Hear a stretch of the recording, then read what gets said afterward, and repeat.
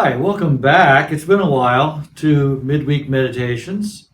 We've been on hiatus, of course, and now that we're well into the wonderful season of Easter and the promise of spring and renewed life, even with the beginning of the end of the rule of COVID, at least in our local situation, we return with hope with this weekly offering of midweek meditation. So we're going to continue back in the more informal mode as we had begun these almost a year ago now, and we'll do so with wonderful musical offering from Mary Joy Silmaro and our deacon Rick Erickson and other guest musicians along the way in the weeks to come, as well as different kinds of word reflections to guide our thinking as we get past the middle of the week.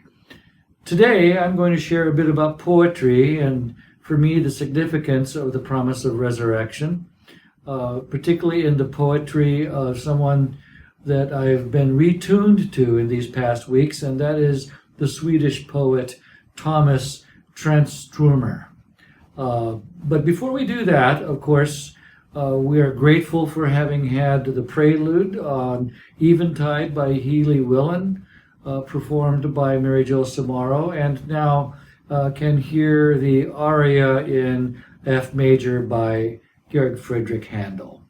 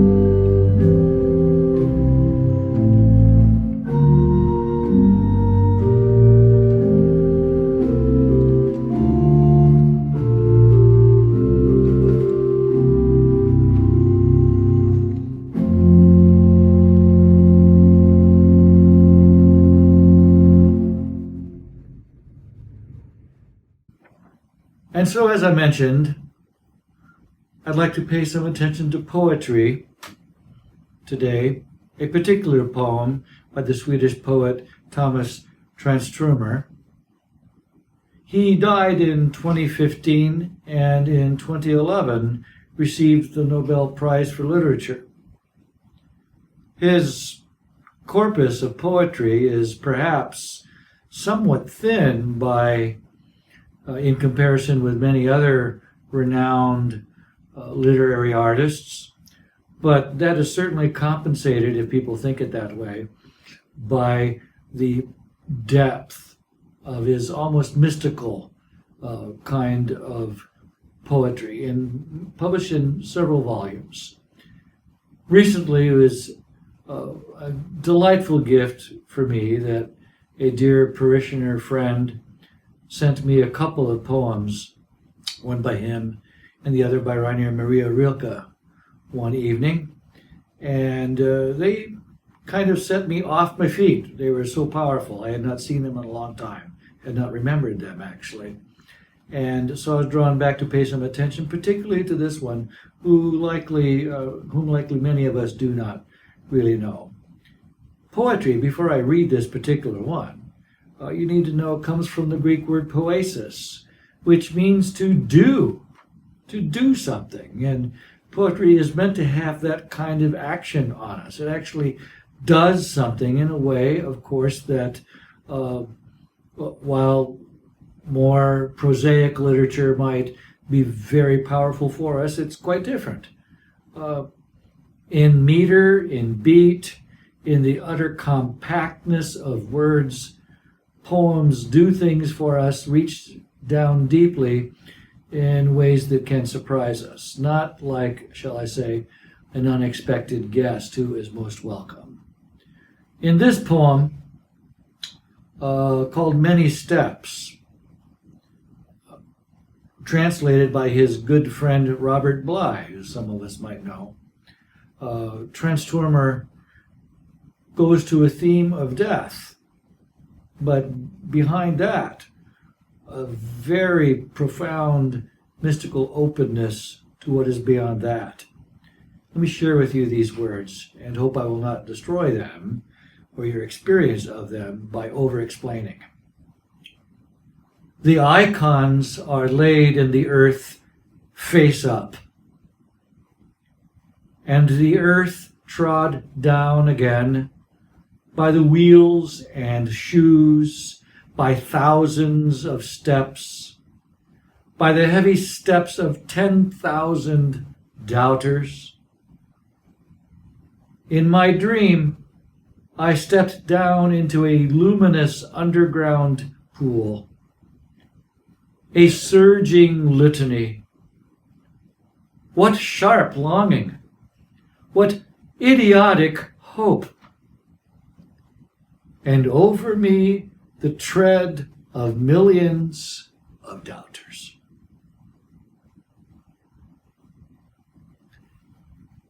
It might be illuminating for us to learn that Tranströmer was trained and worked for a while as a psychologist.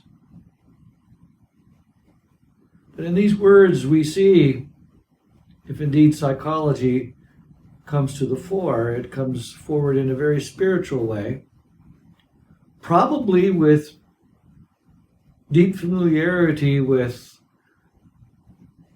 writers the likes of Carl Jung, who could speak of deep pan-human psychic experience of symbols and such that are deep within. How intentional it is that words like luminous underground pool, from where a great litany happens, would strike something familiar in us. Does it refer to, say, holy baptism? The great litany surely refers to some sort of worship experience. Is it all referring in some manner to ecstasy, the experience of having been outside of ourselves, giving ourselves sheerly over to a great other, capital O, in a sense of deep trust. Look back too at the initial language, icons. The icons are laid in the earth face up. I can think these days, after so much time on Zoom and other manners of online communication, we look at each other by way of what are called icons. But we should remember too that the original term of icon, as used in Greek ecclesiastical art these days, the little icons, some of which I have on my wall around me, icons are meant to be artistic expressions of prayer that take us in and through themselves as doors into heaven. Icons are portals for eternity, for those who are so prayerfully, meditatively minded. How is it that an icon is laid face up in the earth? Well, you can imagine in traditional burial that that's what he's speaking of.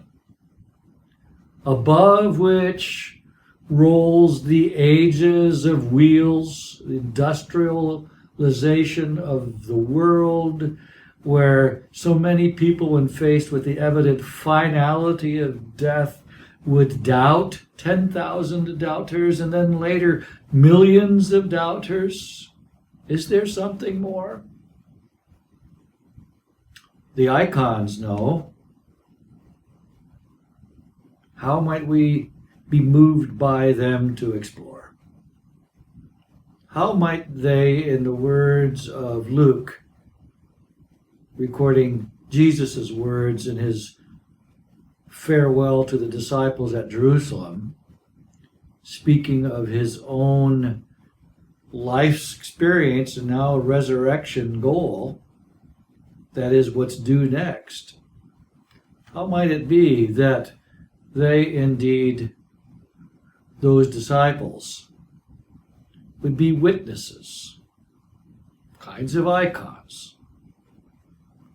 Are Tomas Tranströmer's icons here the way in which he sees his future, that he would be an icon for wonderful holiness beyond the mystery of death? I trust so for myself. And as I think about that, I think of Paul struggling with that whole new promised reality too. It's appropriate to think of that in this Easter season, about the nature of the resurrection. From 1 Corinthians 15, what is sown is perishable, although evidently not quite so in Tranströmer's poem. What is raised is imperishable. It is sown in dishonor, it is raised in glory. It is sown in weakness, it is raised in power. It is sown a physical body, it is raised a spiritual body. St. Paul is actually following a very interesting, almost poetic progression of Greek terms of one power to the next, kind of like an algorithm. Might us icons laying face up in the earth become algorithms for the millions who still doubt? And could it mean that even as I doubt now, and I must walk yet along,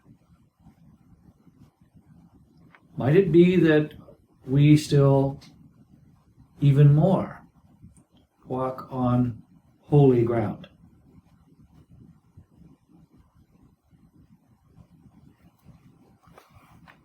Appropriate then for us to hear Mary Joy Silmaro as we would sing with joy and ecstasy. O sons and daughters, let us sing. Peace of Christ be with you always, and have a great rest of the week.